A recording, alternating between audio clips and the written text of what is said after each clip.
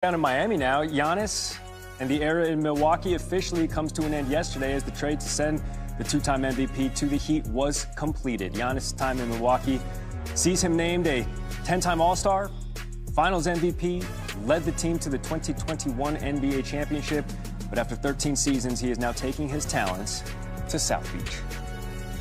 I'm scared of change. I'm scared that the grass is not always greener. I'm scared of, I have things, people love me here, people respect me here, people allow me to be myself here in the city, and I'm scared that I might never find that ever again. I see guys playing deep into the playoffs, and I think I'm like, okay, maybe if I switch teams and I go somewhere else and I have a better opportunity, I can play deep in the playoffs. I can go try to chase another championship because I really want that. And I'm scared that maybe if I don't take that decision, that when I'm going to be 37, 38 years old, hopefully, and I'm retiring, I'm going to say, why you didn't take that risk? As for the Celtics, they tried to trade for Giannis by offering up Jaylen Brown and some picks, but after the Heat secured that bag instead, Boston traded JB to the Sixers for Paul George, 2 first-round picks and 2 second-round picks. This comes after Brown had his best season statistically, finishing 6th in MVP voting. Yesterday, Celtics GM Brad Stevens spoke for the first time on why they decided to move on without him.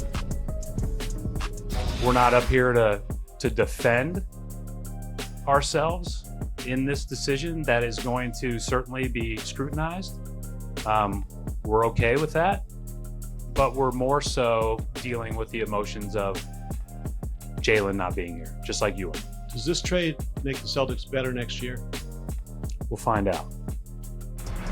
3-time MVP Nikola Jokic telling reporters yesterday that he'll probably wait until next offseason when he's eligible to sign a more lucrative extension with the Nuggets. He'll make $59 million next season, has a player option for the 27-28 campaign. Right now, he can negotiate a 4-year, $278 million extension.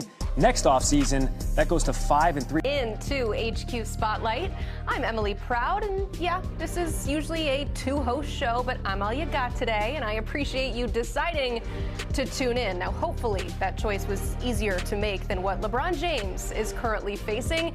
It's the Decision 2026. That's right.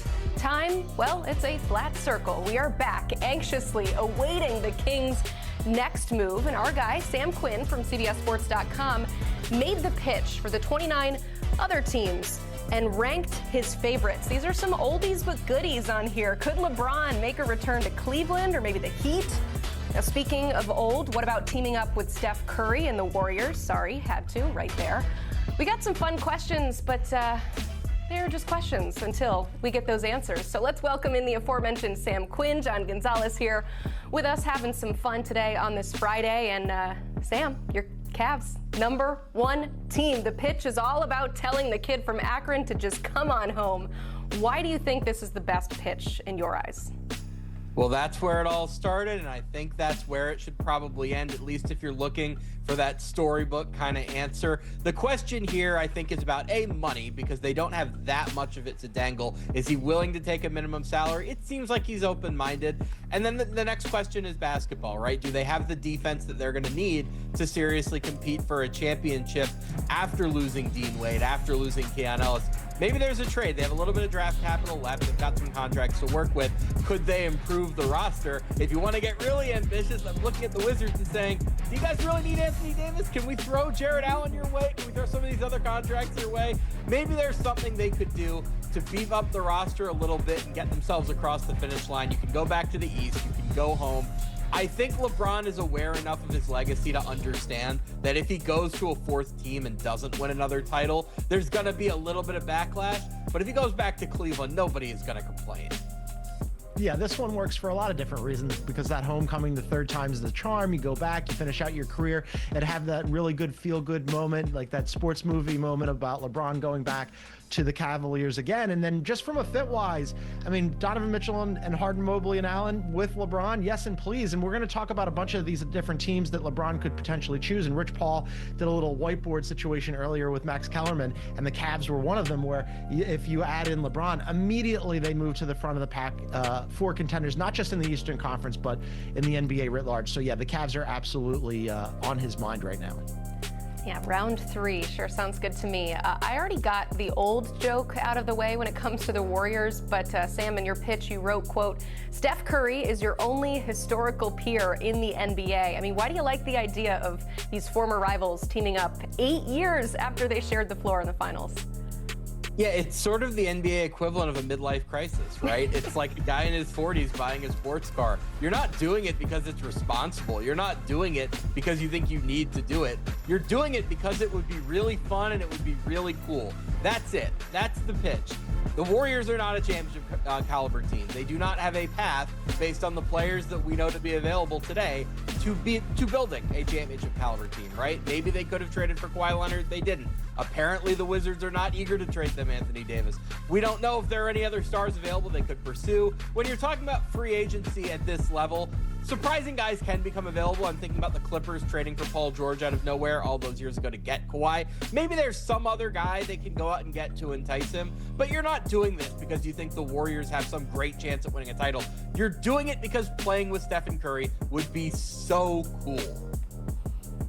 It would be so cool. This has been my whole pitch the entire time, which I don't know that it necessarily makes them championship contenders. It might if everybody is healthy and everybody is out there, and that includes Steph and Draymond and Kristaps Porzingis, who's had his own injury issues and health issues. And Sam, I'm not quite sure that I buy that the Wiz aren't actually going to part with Anthony Davis, but whether or not it was Anthony Davis or Jimmy Butler, there's injury issues there too. But put all that aside, just seeing Steph and LeBron James play together would be absolutely amazing. And Emily, you mentioned their age. LeBron's going to be 42 in December. Steph's going to be 38 in March. If this thing is going to happen, it has to happen now. And independent of whether or not it levels them up into making them actual contenders, I just want to see this. We all want to see this. We saw it in the Olympics. It was super fun. They won a gold medal. Just from an aesthetics and an entertainment standpoint, yes and please. And think about the ticket sales. Anytime the Warriors come to town, you're going to have to pay a pretty penny to see those two legends compete alongside each other. All right, we got another opportunity for a reunion. Sam, you're pitching the Heat.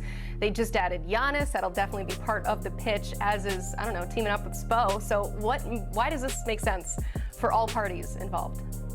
Yeah, the Heat definitely need more offense, right? They signed Tim Hardaway Jr., let Anthony Simons sign with the Sixers. They do not have the shot creation that they're going to need outside of Giannis Antetokounmpo. If you're LeBron and you're looking for the right organization to spend your final year or your final 2 years with, the Heat are so historically competent that you can go there and feel like they're going to manage this properly. They're not going to make dumb mistakes. We're not going to find ourselves in the media for bad reasons. I'm going to go there. We're going to get the most out of this team. Do we need to get some more shooting? Yeah. Do we need to get some more depth? Yeah. There are questions, of course, but you're playing with an MVP caliber player in Giannis Antetokounmpo. You're playing with an all-universe defensive player in Bam Adebayo, so you could kind of coast a little bit on that end of the floor. But more than anything, you're playing for an organization of professionals. You're playing for an organization that knows what it's doing. Yeah, this